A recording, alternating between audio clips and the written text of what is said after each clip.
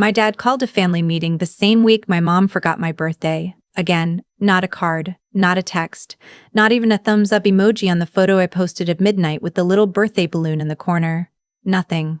My brother got a 3-course dinner, a custom cake from that bakery downtown, and a weekend trip to Nashville for his 32nd birthday last spring. I got silence. Same as the year before. Same as the year before. Same as the year before. That. I'm used to it. That's the part that should probably worry me more than it does. That I've genuinely gotten used to it. I stopped expecting candles and streamers when I was maybe 19, 20. But every year there's still this small, stupid, embarrassing part of me that thinks, maybe this time. Maybe this one. And every year that part of me gets quietly humiliated and learns nothing. So, when my phone lit up that Friday afternoon and it was my dad, I almost didn't pick up. We'd spoken maybe 4 times since Christmas, brief calls, always initiated by him, always circling back to my brother somehow, how my brother was doing, whether I'd heard from my brother, whether I thought my brother's latest idea had any legs. My brother is 34 years old and has never paid his own rent, but I picked up, because I always pick up. That's another thing I'm apparently still learning. He didn't say hello the way you say hello when you're happy to talk to someone. It was clipped. Tight. The voice he uses when something's wrong and he's decided it's your fault before he even has the facts. Madison. That's what he said first. Just my name, like a verdict. And then, your mother and I saw something online. We need to talk. Sunday, dinner. Be here. I was standing in my kitchen when he said it. I had just gotten home, my keys were still in my hand. I remember looking at the countertop, the white quartz I picked out myself, that I paid for myself, in the condo I bought 2 years ago without telling a single person in my family, and I thought, here we go. What did you see? I asked. We'll talk Sunday, he said, and hung up. I put my keys down. I stood there for a minute. Then I went and sat on my couch and stared at the ceiling and thought about every decision I'd made in the last 6 years that had led me to this exact moment. And I decided, fine, let's do Sunday. Let me back up. I grew up in a house where my brother was the sun and I was somewhere in the outer atmosphere. Present, technically, but not really what anyone was tracking.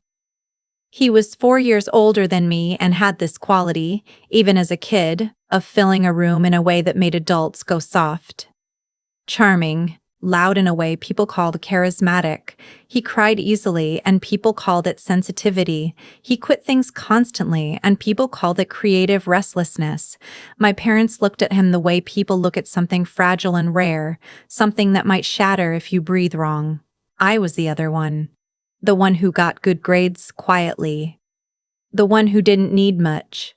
The one who, as my mom once put it when she thought I was out of earshot, just handles things. I did handle things. I handled my own college applications, my own financial aid paperwork, my own campus visits. I got a partial scholarship to a state school for business administration and worked 20 hours a week through all 4 years to cover the rest. I assumed because my parents had always implied there was money set aside for both of us, because my grandmother had mentioned it once at Thanksgiving in a way that seemed like a fact, not a question, that there was a college fund in my name. Something, even something small. I found out there wasn't. Or rather, there had been, and it was gone. I found out because my grandmother, my dad's mother, sharp as ever at 78, pulled me aside at a family Easter maybe 3 years into my career and said very quietly that she hoped the money she and my grandfather had set aside for me had helped, that she knew college was expensive, that she was proud of me. I didn't know what to say. So I smiled and said thank you and spent the rest of that Easter dinner watching my parents across the table and calculating. I called my grandmother the following week. I asked her gently what she meant. She told me she and my grandfather had set aside $40,000 for my college education when I was born. She assumed I'd used it. She assumed my parents had handled it. My parents had handled it, all right, just not for me. I never confronted them. I know that probably sounds weak, but I was 26 and I just started a job I actually liked, and I knew in my bones that if I walked into that conversation, I would blow up every relationship in my family and come out of it with nothing. No acknowledgement, no apology, just defensiveness and the particular cruelty of being told I was being dramatic. So I made a decision. I stopped asking for anything from them. Stopped expecting anything from them. Stopped expecting anything.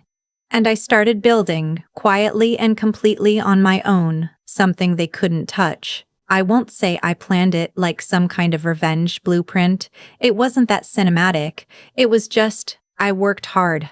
I saved aggressively. I took a risk on a business idea with a friend from college that turned out after 4 years of very unglamorous grinding to be worth something.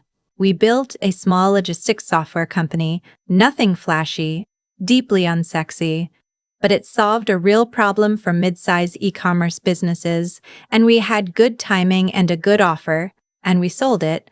I'm not going to tell you the exact number because it's not the point. The point is, it changed my life. Quietly, without fanfare, I paid off my condo. I invested. I took myself to Portugal for 2 weeks and sat on a terrace overlooking the sea and drank very good wine and called no one. And then, because I'd wanted one for 3 years and I'd earned it and I was tired of second-guessing things I wanted, I bought a car, a Porsche Cayenne. Midnight blue, cream interior. Beautiful. More money than I ever thought I'd spend on a vehicle and worth every single dollar. I posted one photo. Just one. My hand on the door handle, the afternoon light catching the paint, a small caption. Something low-key. My cousin saw it. My cousin, who has never in her life been able to keep information contained, sent it to my aunt. My aunt, who is my dad's sister and speaks to my mother roughly 400 times a week, mentioned it to my mother. My mother told my dad. And my dad, apparently, looked at the price tag on that car online, did some math, and panicked. I drove to my parents' house on Sunday. It was a 40-minute drive, same suburb I grew up in, same colonial house with the flagstone path, same everything. I'd made this drive hundreds of times. It used to make me feel something soft and complicated. By now, it mostly made me feel tired. My brother was already there. Of course he was. He lives 20 minutes away, in an apartment my parents pay for, doing what he describes as developing his brand, and what I would describe as posting content that gets 14 views and asking my parents for money to invest in equipment. He didn't look at me when I came in. My mom hugged me with that particular hug she does. Quick, perfunctory, like I'm a neighbor she likes fine. My dad was in the living room and he waited for me to come to him, which I did, because I am still apparently a person who walks into rooms I've already decided to leave. Sit down, he said. I sat. My brother sat across from me. My mom hovered near the kitchen doorway. My dad put his hands on his knees. He looked at me the way he's looked at me my entire life when he's about to ask me something that he's already decided I've done wrong. Where did you get the money for that car? He asked. Just like that. No greeting. No how are you, no glad you made the drive, no happy belated birthday actually, nothing, just, where did you get the money? I felt something very calm settle over me. I read about this feeling, fight or flight, where your body chooses a third option, absolute stillness. I sold my company, I said. My dad's jaw moved. What company? The software company. I've been building it for the last 4 years. He stared at me. You never mentioned a company. You never asked what I was working on. That landed somewhere. I watched it land. My mom made a small sound near the kitchen doorway. How much did you sell it for? My dad asked. And here's the thing about that question. Here's the thing that would have 5 years ago made me feel guilty.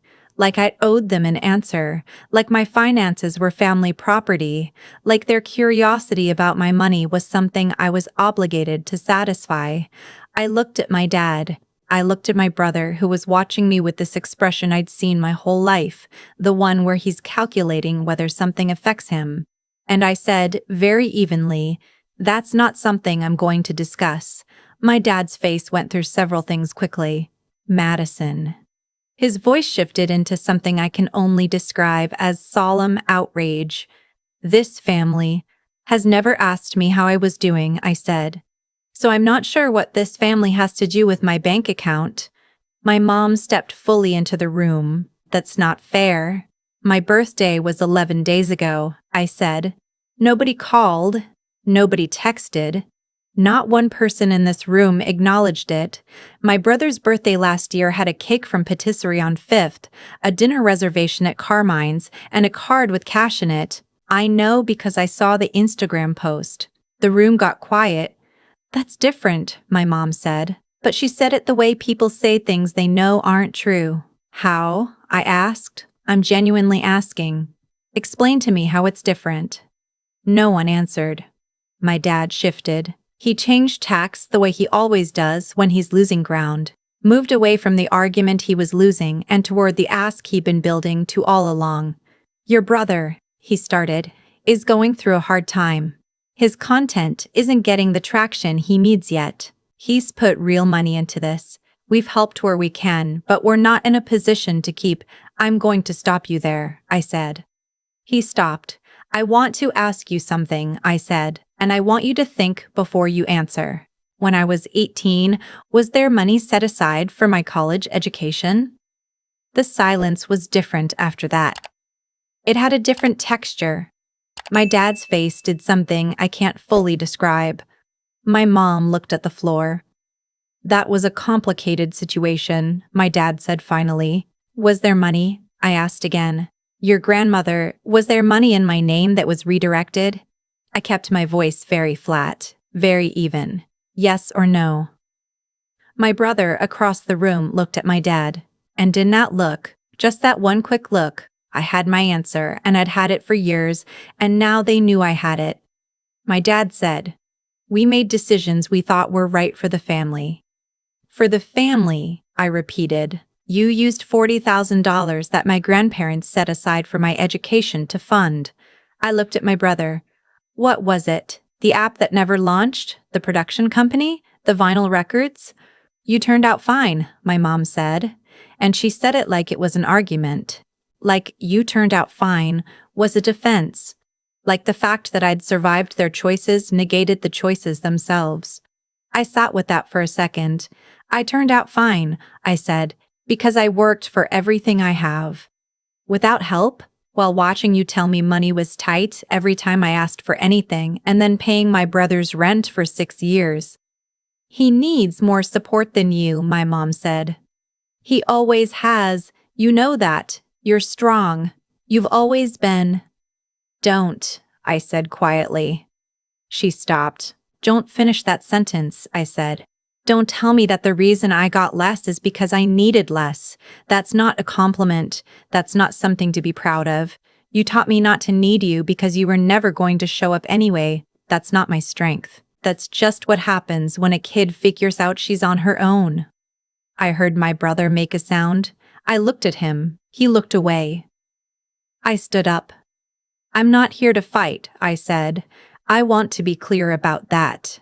I'm not angry. I'm really not. I've had a long time to process this, and I'm at a place where I mostly just feel sad about it, but I need you to understand something." I looked at my dad, then my mom. "I'm not a resource. I'm not a safety net. I'm not going to fund whatever comes next.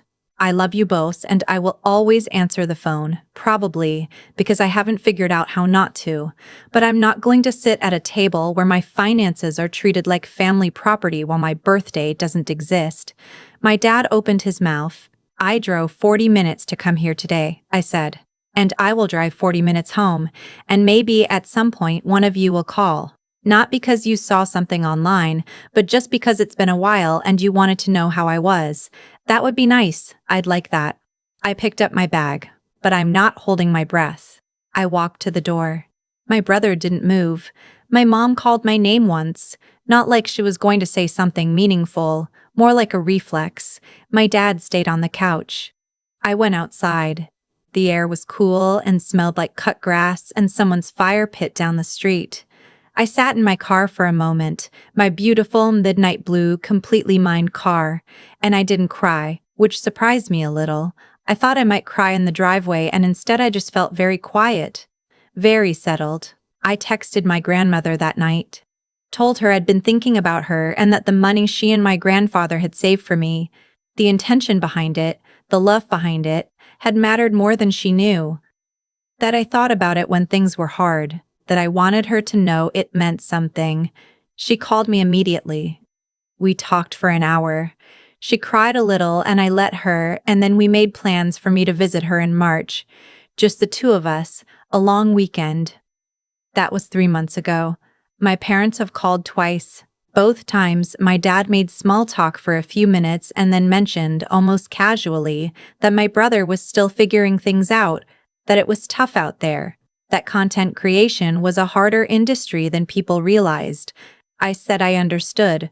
I said I hoped he figured it out. I did not offer anything else. My mom texted me on my birthday this year.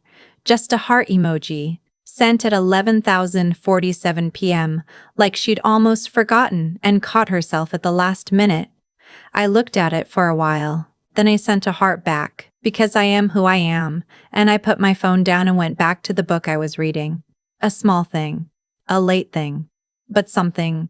I'll take it. And if you've ever sat at a table where your success was treated like a threat, and your absence was treated like a convenience, where being capable was used as an excuse to be overlooked, I just want you to know, building something anyway, in the quiet, without their applause, is not the consolation prize, it's the whole point. What time is it where you are right now? Drop it in the comments. I read every single one. I've thought a lot about why I didn't cry in that driveway. For a long time, I assumed it meant I was numb, that I'd processed everything so many times in private that the live version of the conversation had nothing left to take from me. Maybe that's part of it, but I think the bigger reason is simpler. I had already done the grief. Years earlier, alone, in apartments no one visited, on birthdays that passed without a call. The grief happened on a Tuesday in March, when my grandmother told me about a fund that no longer existed. It happened at a kitchen table where I ate alone because I stayed late to finish a project no one asked about. It happened 100 small times before it ever had a name. What I sat with in that car after I walked out of my parents' living room wasn't grief. It was something quieter, more like recognition. Like finally seeing a picture you'd been looking at for years and understanding, for the first time, what it actually was. Here's what I've come to believe, and I don't say this lightly, the way people treat you is almost never random. It follows a logic. Sometimes that logic is cruel and unfair. My parents made choices I didn't deserve, and I won't pretend otherwise. But the way I responded to those choices over years and years built something. Not because I was trying to prove a point. Not because I was running some long game. Just because when you stop waiting for someone else to hand you your life, you start building it yourself.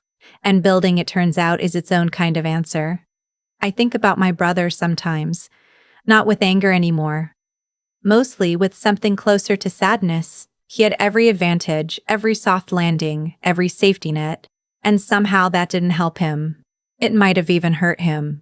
Because when everything is handed to you, you never develop the muscle that only struggle can build. You don't learn what you're made of. You don't learn that you can fail and survive it and come back and try again. My parents thought they were protecting him. What they were actually doing was making him smaller, one rescue at a time. And me? They thought they were neglecting me. What they were accidentally doing was leaving me enough space to figure out who I was. I'm not grateful for the things that were unfair. I want to be clear about that. The money that was taken, the birthdays that were forgotten, the years of feeling invisible in a house where I grew up. None of that was okay. I'm not going to dress it up as a gift. But I also can't pretend it didn't shape me into someone who knows how to build something from nothing. Who knows what her own work feels like? Who doesn't need applause to keep going? That's not their doing. That's mine. And if there's anything I'd want someone watching this to take away, it's that your circumstances don't decide your outcome. The people who underestimate you are not the authors of your story. You are. And the quiet work, the unglamorous, unwitnessed, nobody's clapping work, is never wasted. It accumulates. It compounds. And one day, you will sit in a car you bought with your own hands and feel something so settled and so entirely yours that it almost doesn't matter anymore what anyone else thinks. Almost. I'm still human. But almost.